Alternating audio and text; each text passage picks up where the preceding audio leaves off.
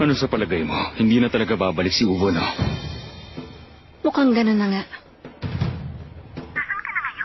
Huwag kang tumingin kung saan-saan. Nasa paligid na ako. Nakikita ko kayo. Sila na nga yun. Yung dalawa nakaupo sa likod ng boyfriend mo. Pero di ba sinabi niya nga nun? Hindi siya babalik hanggat hindi sila nagtatabla ng gumagamit ng kadena. Kahit magtulungan pa tayo, hindi natin sila kakayanin. Niloloko mo ba kami? Hindi pa nga natin nasusubukan, suko ka na. Kung imposible talaga, bakit ngayon mo lang sinabi? Si Papa kasi, inupahan siya para iligpit ang isang miyembro nila noon. Ano? Bihira ko lang siya marinig magreklamo. Oras na yon, binalaan pa kami ni Papa na wag daw naming galawin ang Phantom Gang.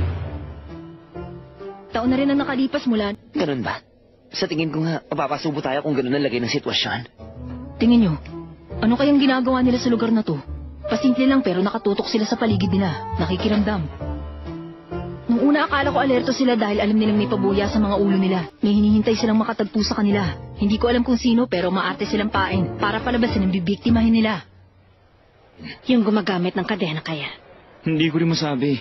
Pero kung siya na yan, sundin na lang natin ang utos ni Pinuno sa atin na magpakawala. Ipapaalala ko ba sa iyo yung di nasasad ng batas natin? Buhay o patay man. At sa anumang paraan kinakailangan. Nakalimutan mo na ba? Wala naman akong naalalang pinipilit kita. Ikaw nga dyan na nagpupumilit sa gusto mong mangyari. Paano ka nakakasiguro? Hindi pa naman ako kasing advanced ninyo. Hindi pa ako marunong ng Zetsu para takpan ng presensya ko.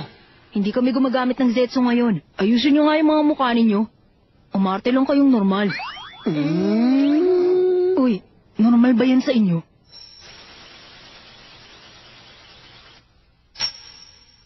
Ibabaw sa akin. Ilalim.